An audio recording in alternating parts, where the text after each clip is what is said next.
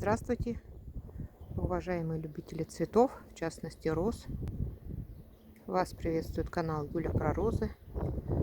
Как бы то ни было, сегодня уже 10 марта. Вот на юге, я живу на Кубани, уже начинают не то что почки, листочки разворачивать розы. Вот, все в прямом эфире. Ветер поднялся, вышла поснимать. Сегодня нет ветра сильного, ну есть, но у нас все время ветрено, но нет дождя. Вот залезла сейчас покажу, на лестницу, на стремянку. Вот на стремянке стою, снимаю. Вот тут вот на самой высоте, 2,5 метра, у меня на опорах розы. Я хочу убрать лишние почки, которые вот на самой верхотуре, потому что, как бы то ни было, весна идет, теплынь, днем, ночью морозы. И вот из-за того, что перепад сильной температуры, понимаете, примораживаются почки, листочки. Сейчас покажу, как это вот выглядит. Вот эти вот видите, листочки, как будто обожженные, или как будто это вот морозом прихвачено. Сделать мы ничего не можем.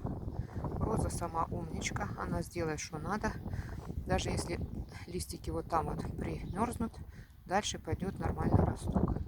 Роза перед вами сорт Эльф. Это сильно рослая роза, очень рано начинает она вот выбрасывать как бы почки, листочки, но дело в том, что зацветет она не одной из первых.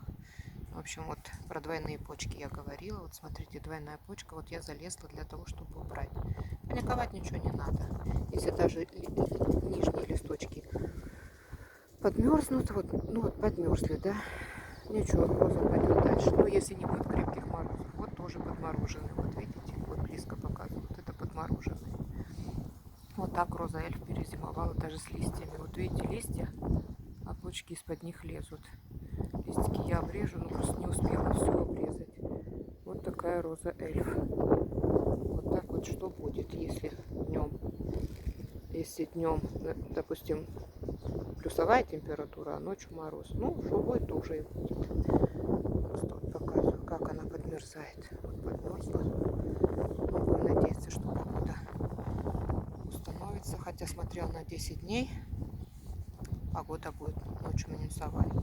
А розы уже пошли в рост. Ну, как есть, так и есть. Что будет, то и будет.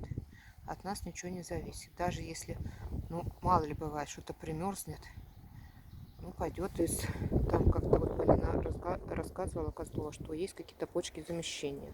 То есть, если эти отмерзнут, пойдут другие. Роза — это сильно рослое растение. Она не позволит себе ни расти, ни цвести. Может быть, затянется, фокусируется, да, затянется период, когда она зацветет. Но роза живая. Очень жалко, что мороз, но такая у нас сейчас погода. Так что не переживайте, если подмерзнут кончики у почек, пойдет дальше расти. Спасибо за внимание. До свидания.